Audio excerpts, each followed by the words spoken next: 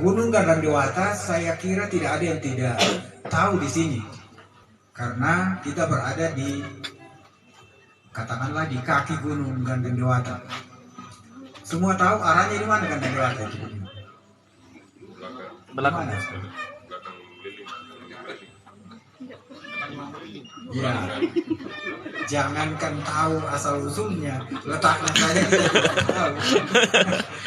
Ini bukti bahwa memang ada satu masalah yang perlu kita jawab. Karena sebagai orang memasak, lucu kalau ditanya, di mana itu Gandang Dewata? Kalau orang memasak katanya di memasak. Baik, jadi Gunung Gandang Dewata sesungguhnya sejak dulu, sejak nenek moyang kita sudah dikenal karena ini adalah bagian dari kehidupan masyarakat Mamasa dan sebagian masyarakat di kabupaten lain, khususnya di Mamuju. Itu sudah akrab di dalam kehidupan leluhur kita. Gunung Gandang Dewata adalah salah satu sumber mata pencaharian, baik itu orang yang berburu binatang, baik itu yang mengambil hasil hutan non kayu seperti rotan, damar dan sebagainya, dan hal-hal lain yang menyebabkan masyarakat itu berinteraksi dengan Gunung Gandang Dewata. Saya dahulukan yang paling urgent karena banyak orang bertanya mengapa disebut Gunung Gandang Dewata. Gandang Dewata seperti sudah disampaikan Ibu tadi itu dari dua kata, gandang dengan dewata. Gandang itu ya gendang, kemudian dewata ya dewa. Nah, mengapa ada gunung yang disebut Gunung Gandang Dewata? Karena konon karena saya juga belum pernah dengar, tapi sangat akrab dalam masyarakat Mamasa bahwa gunung ini yang terletak di belakang Mobililing antara Tablahan dengan Mamasa, pada saat-saat tertentu itu mengeluarkan bunyi seperti gendang, dan bunyi itu merupakan isyarat dari dewa. Menurut pemahaman leluhur kita, bunyi yang keluar dari gunung itu tidak lain adalah isyarat dari dewa, dan itu pertanda bahwa ada sesuatu yang terjadi. Sesuatu ini banyak jenisnya. Bisa misalnya orang masuk ke sekitar Gandang Dewata, tiba-tiba bunyi gendang itu, maka itu sebagai syarat bagi orang yang ada di sekitar itu yang akan menuju ke sana harus kembali ke kampung. Tidak boleh meneruskan perjalanan. Karena bisa saja ada keluarga meninggal, bisa saja ada pertanda akan terjadi bahaya kalau dilanjutkan, sehingga orang yang mendengar bunyi itu harus pulang ke kampung. Nah, kuat tua, oh, tasuli asal kondok, ambai dengar raya kakak. Maaf ibu, saya pakai bahasa Inggris karena ini banyak orang Inggris di sini. Iya. Itu mengapa disebut Gandang Dewata? Karena tidak masuk akal manusia yang membunyikan gendang itu. Karena jaraknya kan ini sekarang rata-rata 1 minggu perjalanan dari sini, 1 minggu perjalanan baru sampai, karena sekarang sudah terdiri dari 10 pos untuk sampai di itu. Jadi berapa malam kita bermalam baru sampai, pulang itu berapa malam baru sampai. Nah, karena itu diyakini bahwa itu bukan manusia yang membunyikan, sehingga orang tua menyebutnya Gandang Dewata. Bunyi itu yang menyerupai bunyi gendang itu asalnya dari dewa yang memberikan peringatan kepada orang yang ada di situ untuk berhati-hati. Sementara kita lihat begitu banyak cerita mistik di balik Gandang Dewata ini, sehingga betul-betul menjadi pengetahuan kita untuk menyampaikan kepada siapapun yang bertanya bagaimana tentang Gandang Dewata.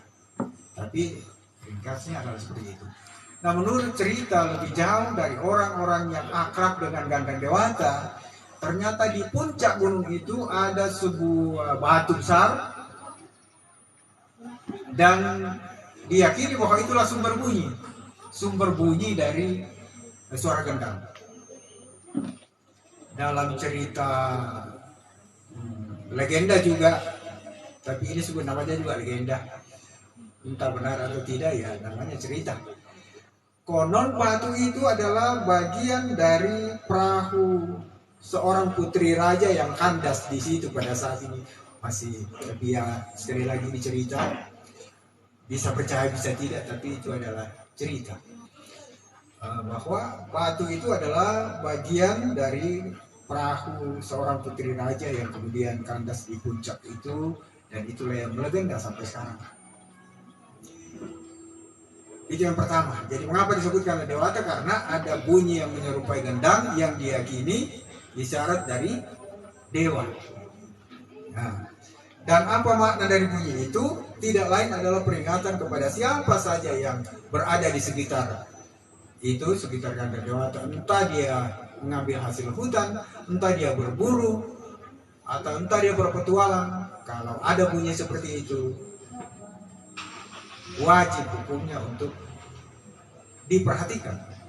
Dan kalau orang tua kita dulu, pasti dia kembali.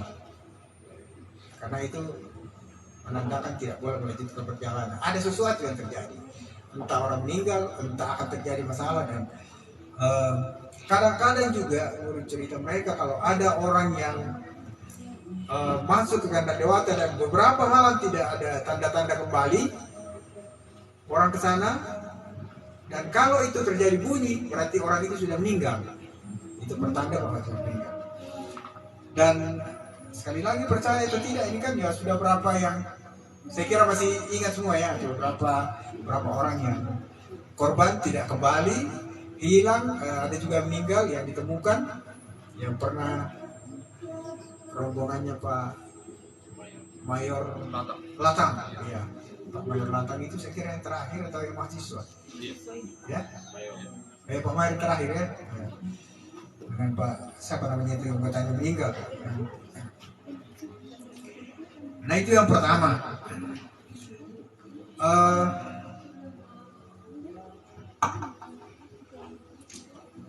Sayang sekali tidak bisa di slide jadi.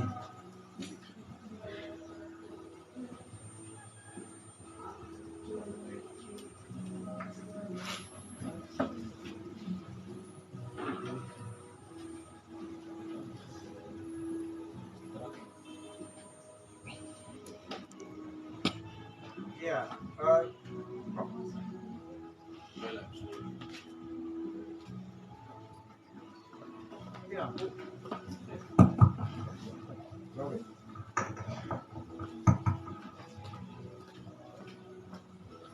ya, jadi latar belakang mengapa kita penting untuk mengangkat topik Ganda Dewata di dalam hal memahami seluk-beluk keberadaan kita di Mamasa, karena Ganda Dewata ini tidak bisa dipisahkan dari kehidupan kita. Apalagi sekarang Ganda Dewata ini menjadi populer dengan adanya Taman Nasional Ganda Dewata. Jadi mengapa Ganda Dewata ini menjadi sangat populer mendunia sekarang? Karena Gunung Ganda Dewata adalah zona inti dari Taman Nasional Ganda Dewata. Karena itu wajib hukumnya kita tahu semua. Setiap orang yang datang bertanya kepada siapa saja yang ditemui di sekitar ini, harus tahu untuk menjelaskan secara detail. Jadi latar belakang mengapa pentingnya kita mengangkat ini, Pak. Sekali pertama tadi, Gunung Ganda Dewata adalah bagian dari kehidupan masyarakat Mamasa. Yang kedua, menjadi sumber mata pencaharian. Dulu ya, sekarang tidak boleh lagi karena sudah Taman Nasional. Jangan sampai dia masuk ngambil apa saja, itu berat hukumannya. Gunung Ganda Dewata kaya akan flora dan fauna yang harus dilindungi keberadaannya. Jadi menurut orang yang akrab dengan hutan, di sekitar Gunung Ganda Dewata adalah surganya Anoa. Jadi tempatnya Anoa paling banyak menurut orang-orang pemburu ada di sekitar itu, di sekitar Gunung Ganda Dewata. Dan setelah dilakukan penelitian oleh LIPI dan peneliti dari Australia pada tahun 2018, ternyata ditemukan banyak jenis binatang dan jenis flora yang tidak ada di tempat lain. Salah satunya adalah ditemukannya tikus yang tidak ada di tempat lain, hanya ada di sekitar itu. Jalan menuju Ganda Dewata dan di sekitar Ganda Dewata ada sejenis tikus kecil yang tidak ada di tempat lain, konon menurut peneliti itu. Kemudian Gunung Ganda Dewata juga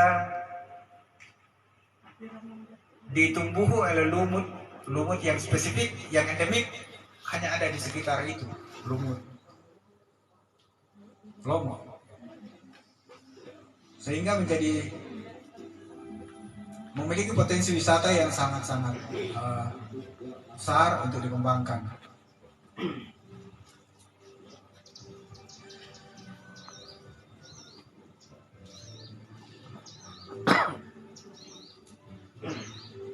Kemudian pokok masalahnya adalah sebagian besar masyarakat Mamasa tidak mengetahui keberadaan Gunung Gandang Dewata. Inilah yang kita akan jawab.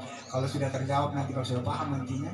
Ada pertanyaan banyak gambar saya tampilkan karena tadinya saya pikir ada slide bisa dijelaskan lewat gambar, tapi ternyata tidak memungkinkan. Ya, kita didengarkan saja, kemudian dibayangkan gambarnya. Bisa membayangkan tikus yang saya ceritakan? Tidak yang bisa. Pasti kakinya 4. Jadi tikus ini konon hanya ada di sekitar itu, di sekitar Gunung Ganda Dewata, yang ciri-cirinya tubuhnya kecil, kemudian dia sangat tahan hidup di air. Jadi dia kira-kira sama dengan tikus sawah, Malauma yang kecil itu, tapi ternyata lain. Karena saya tanya itu orang yang ikut dalam ekspedisi itu, ternyata bukan. Dia bentuknya sayang sekali karena ada fotonya di sini, tapi bayangkan saya fotonya. Nah, nanti saya share. Etimologinya saya tidak perlu jelaskan lagi. Nah, saya kembali pada bunyi gendang tadi, seperti yang disampaikan oleh moderator tadi. Mengapa orang tua dulu atau siapa saja yang masuk ke situ kemudian mendengar bunyi gendang itu lantas tahu bahwa itu adalah pertanda tidak baik? Karena irama gendang itu adalah irama gendang kedukaan. Kita tahu bahwa dalam masyarakat kita bunyi gendang itu kan bermacam-macam. Dibagi dua dulu, irama gendang sukacita dan dukacita. Irama gendang sukacita ini banyak jenisnya. Ada 12 macam jenis tabuhan gendang. 12 macam tabuhan gendang untuk acara sukacita. Entah dia tarian, entah acara syukuran dan sebagainya, itu 12 jenis. Saya kira Roma sebagai pemusik sudah sebagian diketahui jenis-jenisnya. Kemudian di dalam acara dukacita, acara kematian juga dikenal banyak sekali bunyinya. Antara lain yang siang malam kita dengar di sana, itu satu irama, namanya irama balado. Satu irama, satu jenis, itu baru satu jenis. Untuk acara dukacita ada namanya rampanan. Rampanan itu dibunyikan pada saat orang sudah sekarat, sudah sakit keras.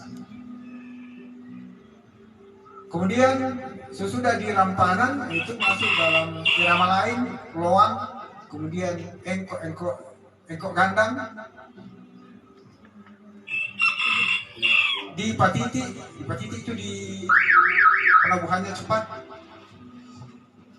Dari situ orang mengetahui bahwa siapa yang meninggal, statusnya bagaimana, dan kira-kira upacaranya bagaimana. Ya, dari bunyi gendang itu diketahui. Itu mengenai irama, karena tadi diminta untuk dibawakan juga, diperkenalkan juga jenis-jenis itu. Kemudian ada irama lagi dalam bentuk namanya didarapi. Cepat sekali. Didarapi itu biasanya dilakukan baik di acara duka maupun di acara sukacita. Kalau acara duka cita dibunyikan pada saat mayat sudah diangkat untuk dibawa ke kubur. Itu irama gendang cepat sekali, irama garapi namanya. Nah, pada saat terjadi bunyi yang saya katakan tadi terjadi di Gunung Ganda Dewata, ternyata iramanya itu adalah irama yang mengisyaratkan bahwa itu bunyi gendang kedukaan, sehingga dipastikan kalau itu bunyi ada sesuatu hal yang tidak baik terjadi di sekitar itu, isyarat bahwa ada suatu kedukaan yang terjadi, entah itu di kampung, entah di sekitar itu juga, entah isyarat bahwa akan terjadi sesuatu. Sehingga sekali lagi harus kembali kalau terjadi seperti itu.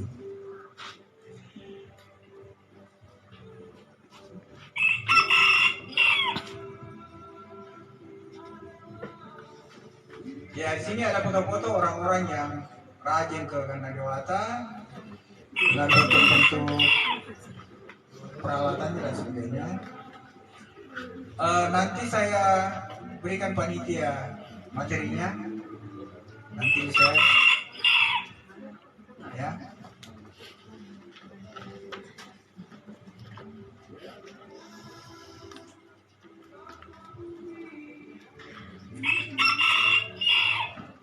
Ternyata laptop saya juga ini sudah seumur dengan orangnya, jadi sudah.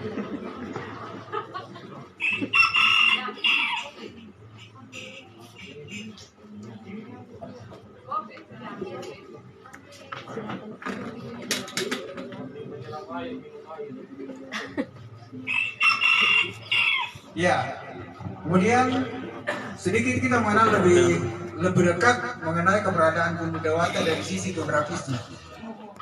Gunung Ganda Dewata ini adalah merupakan gugusan atau bagian dari Pegunungan Quarles. Pegunungan Quarles kita tahu ada di deretan Sulawesi yang termasuk Gunung Gunung Latimojong, karena Gunung Ganda Dewata ini ternyata gunung tertinggi kedua setelah Gunung Latimojong. Tinggi dari Gunung Ganda Dewata itu adalah 3037 meter dari permukaan laut. 3000, jadi memang jauh lebih tinggi dari Mampu Liling. Mampu Liling kan 2741 meter dari permukaan laut. Gunung Ganda Dewata ini ternyata tingginya 3037 meter dari permukaan laut, dan dia merupakan pegunungan bagian dari gugusan Pegunungan Quarles dan terletak di garis Walase di dalam data geografisnya. Agak berbeda dengan gugusan gunung yang ada di deretan Mampu Liling, karena kita tahu di deretan Mampu Liling ini, di situ ada Gunung Mampu Liling, di situ ada Landa Banua, di situ ada Dandanan Lado. Dia terpisah dari Gunung Ganda Dewata, baik dari sisi geografis maupun dari sisi historis. Dari sisi historis, Gunung Mampu Liling, Gunung Landa Banua dengan Gunung Dandanan Lado itu adalah kaitannya dengan perjalanan dari Pongka Padang dari Toraja menuju ke Tabulahan. Itu melewati 3 gunung ini, melewati yang ada awannya, melewati Landa Banua dan Dandanan Lado dengan Mampu Liling yang sebelah ini. Itu kaitannya dengan sejarah perjalanan Pongka Padang karena dia lewat di situ. Sementara Gunung Ganda Dewata, Pongka Padang tidak ke sana. Dia tidak ke sana karena jauh. Dia terus ke Tabulahan. Ini bedanya. Mengapa ini 3 gunung lebih populer, terutama Mampu Liling? Karena itu kaitannya dengan sejarah perjalanan Pongka Padang menuju ke Tabulahan, dari Toraja menuju ke Tabulahan. Nah, sementara Gunung Ganda Dewata tidak terkait dengan perjalanan Pongka Padang, tapi dia populer ketika Kondo Sapata Sapelian itu Lunasalu ini sudah dihuni, kemudian manusia berinteraksi dengan hutan, salah satu hutan yang populer dalam kaitannya dengan kehidupan masyarakat adalah Gunung Ganda Dewata, karena di samping menyimpan berbagai mistik juga sangat kaya dengan hasil hutan. Nah, kita sedikit membahas masalah mistik Gunung Ganda Dewata. Yang pertama tadi sudah jelas, ada bunyi.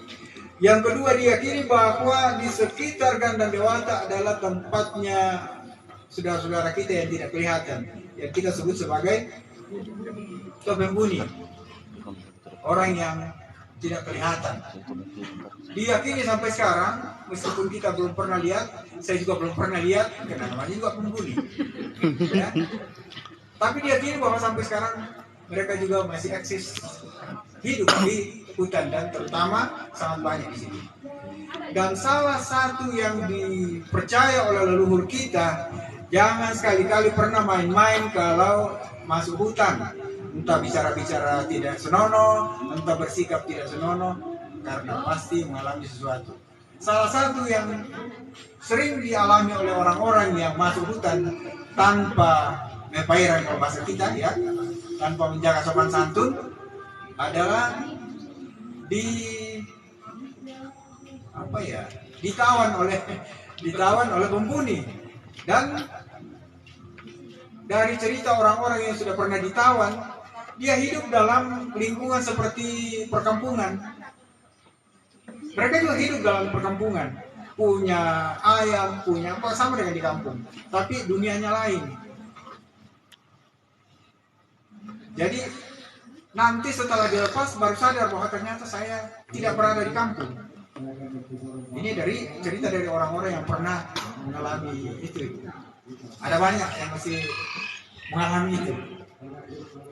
Ya, itu yang kedua. Yang ketiga, ketika orang masuk hutan dan tidak memelihara etika sopan santun, yakinlah kalau tidak mengalami celaka, dia tidak akan memperoleh sesuatu. Ya, tidak akan memperoleh sesuatu. Kadang-kadang ada orang misalnya berburu, sudah berminggu-minggu di dalam hutan tidak dapat apa-apa. Tikus pun seekor tidak didapat. Tapi ketika dia memelihara sopan santun, sekali lagi dalam istilah kita mepairan, itu dipercaya bahwa akan mendapatkan hasil yang baik. Tapi itu keyakinan dari orang-orang yang berburu ya. Saya tidak punya keyakinan seperti itu karena saya bukan pemburu.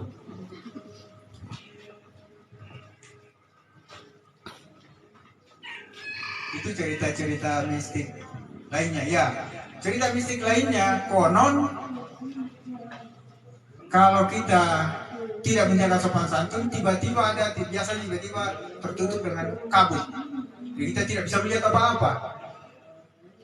Jadi kalau tertutup dengan kabut, bisa dibayangkan kita tidak bisa berbuat di tengah hutan, itu tidak bisa berbuat apa-apa.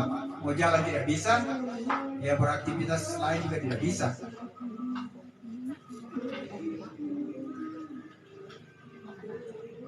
Jadi yang terbanyak adalah tersesat.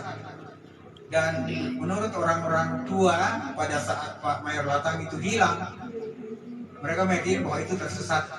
Nabulingan atau penghuni disembunyikan oleh itu tadi, makhluk yang kita tidak bisa lihat.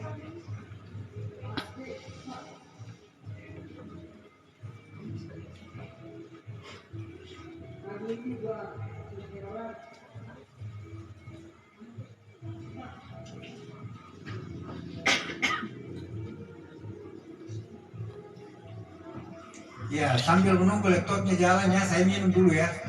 Mau di, kamu juga minum. Sebanyak-banyak. Ya, dipersilakan juga minum. Turun piring deh, Pak. Tunggu turun kita piring deh, Pak. Turun piring deh, Pak.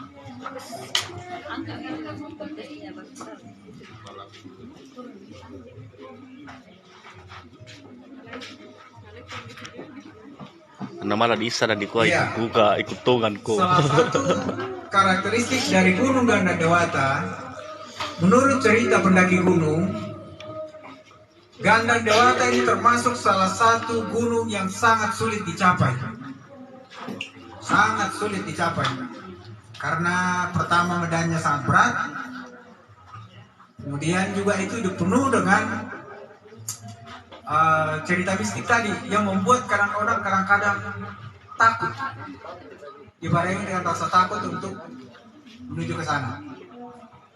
Saya kira di antara kita yang hadir ini, ya apakah ada yang sudah pernah mencapai puncak Ganda Dewata? Nah, belum. Belum ya? Tadi Pak. Mana? Iya. Oh iya. Mudah-mudahan suatu saat kita bisa jalan-jalan ke sana.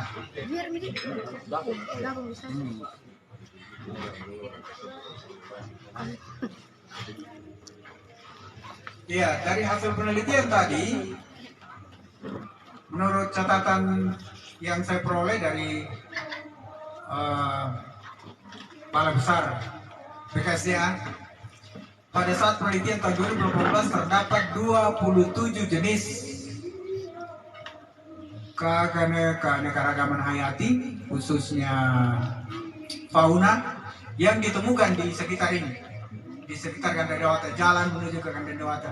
Ada 27 jenis fauna yang ditemukan, yang merupakan fauna endemik, tidak ada tempat lain maksudnya. Ada salah satu jenis hewan yang ditemukan yang merupakan hewan endemik adalah sejenis kodok daun yang hanya terdapat di situ. Apa namanya kalau kita di Mamasa itu biasa di daun? Perak. Ada kodok yang biasa di daun, yang kecil tapi kuat melompat. Ya biasa hijau, biasa juga coklat. Namanya perak. Ya. Kemudian ternyata di sekitar Gunung Ganda Dewata ditemukan juga pohon kalpataru. Pohon kalpataru ini kan simbol kehidupan. Simbol kehidupan, sehingga orang yang berjasa dalam memelihara lingkungan kan diberikan namanya penghargaan kalpataru. Kalpataru itu nama pohon yang ternyata ada di Gunung Ganda Dewata. Ada fotonya di sini, tapi dibayangkan saja dia pohon bagus ya. Bahkan gambar bijinya ada, karena mereka dapat bijinya, ada gambar bijinya. Saya kenal ini pohon, ternyata itu namanya kalpataru. Saya juga tidak tahu bahwa itulah yang disebut kalpataru. Itu ada di Ganda Dewata. Jadi ini semua yang membuat kita harus merasa bertanggung jawab terhadap pelestarian Gunung Ganda Dewata. Masih banyak sekali hewan-hewan, tumbuhan yang ada di sini. Yang saya foto, saya ambil fotonya. Nanti akan menjadi bahan pengetahuan, terutama bagi kaum pemuda. Saya sangat apresiasi seminar ini karena ini diikuti oleh pemuda, yang tentu harapan kita, para pemuda ini akan menjadi pelopor dari kelestarian lingkungan yang tentu akan menjadi objek wisata terbaik. Ya. Apalagi kita didukung oleh Balai Besar KSDA, Konservasi Sumber Daya Alam, untuk melihat Gunung Ganda Dewata ini atau Taman Nasional Ganda Dewata ini menjadi salah satu kekayaan di Kabupaten Mamasa. Laptop juga. Terlalu capek di laptopnya, tidak pernah berhenti. Saya heran waktu pensiun tidak capek nih laptop. Coba. Ya, sambil jalan mungkin kita sekaligus minta izin Pak Moderator, kalau ada yang bertanya, tidak usah terlalu formal kita menunggu waktu untuk bertanya. Kalau ada yang bertanya daripada jalan, dipersilakan saja melalui Pak Moderator. Ya baik, terima kasih atas pemaparan oleh narasumber. Selanjutnya kita akan masuk dalam diskusi. Namun sebelum kita masuk dalam diskusi, mungkin kita akan menyanyikan lagu Gandang Dewata. Mantap. Semua. Mantap. Karena percuma kita ada di sini kalau lagunya saja kita tidak tahu. Padahal itu lagu sangat populer karena sebenarnya di dalam lagu tersebut menggambarkan begitu indah gunung tersebut. Jadi saya persilakan Adinda Roma untuk memimpin kita dalam lagu tersebut. Mana Roma? Siapa yang bisa? Maju butuh rumah.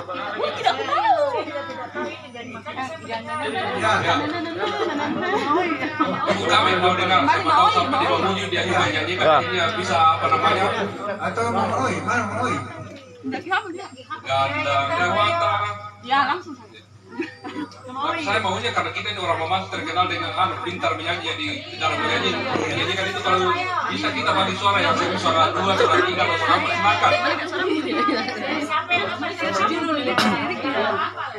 Lupa mi rumah. Lupa mi dek. Ya, ini pemimpin musik ibu. Sambil baca. Maksudnya. Tompiang Nina. Tompiang nih. Aku pada sekali kasih bapak dia. Jadi ya baik. Jadi sebelum kita mulai mungkin saya bacakan dulu liriknya Le supaya tuh. Ada di Google. Gandang Dewata Tanete Malangka, Sitayan Siparandan Buntu Panusuk, Sangga Rupanna Reu Untoi, Tagari Dewata Iau Bentona. Refnya Gandang Dewata Makarama, Igen Teksasang Marombe, Gandang Dewata Masuangga, Bela-belona Titu Lundasan. Iya. Ada mi.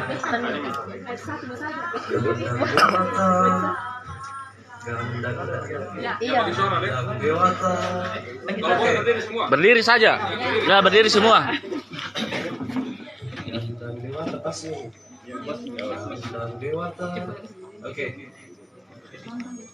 1, 2, 3. Gandang Dewata Tanete Malangka, Sitayan Siparandan Buntu Panusu, Sangga Rupanna Reu Untoi, Tagari Dewata Iau Bentona.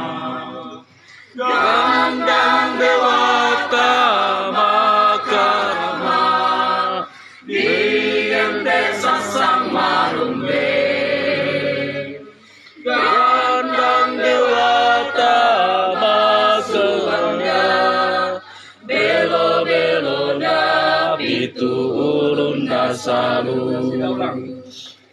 Gandang Dewata Tanete Malangka, Sitayan Siparandan Buntu Panusu, Sangga Rupanna Reu Untoi, Tagari Dewata Iau Bentona.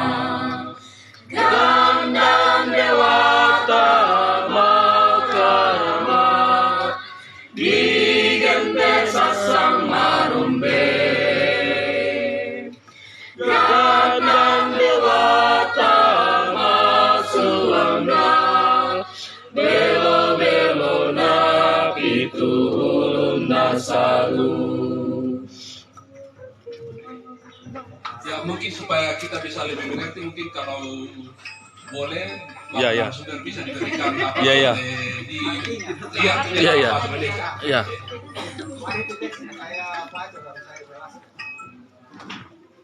Ya halo. Iya bagus.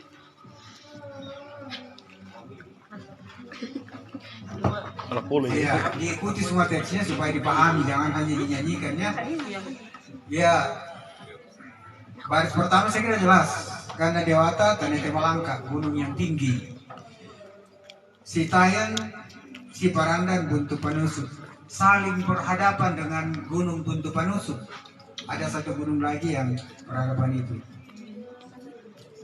Sangga Rupanna Reu Untoi, ditumbuhi berbagai macam flora, tumbuhan. Tagari Dewata Iau Bentona, anggrek tanah yang kita sebut sebagai pandopsis, ya, negara Dewata. Pandopsis banyak tumbuh di puncaknya. Semua tahu pandopsis? Masa pengelola anggrek tidak tahu? Anggrek Tagari. Gandang Dewata Makarama. Makarama itu apa? Kayak mistis. Di Gente Sasang Marombe. Sasang Marombe itu sasang yang indah. Sasang tahu? Ya. Jadi ibaratnya dia sasang yang cantik. Ganda Dewata Maswangga. Berwibawa itu Maswangga itu berwibawa.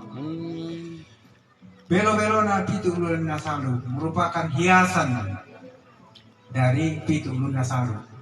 Belo-belo itu hiasan. Lombok Saratu, Kalan Timbudama. Lombok Saratu ini bagian-bagian dari daerah di sekitar Ganda Dewata. Ada namanya Lombok Saratu, ada namanya Timbudama. Timbudama itu adalah tempat minumnya Anoa menurut pembulu. Di situ biasa berkumpul Anoa. Dan mata kanan Minnak, di situ juga ada ternyata sumber air panas yang biasa disebut kanan Minnak. Kanan Minnak itu tidak terlalu panas, ya. Sisanya Nairu Mentu Tokata ya diminum oleh sekelompok Anoa. Ya ini sudah refnya ke bawah.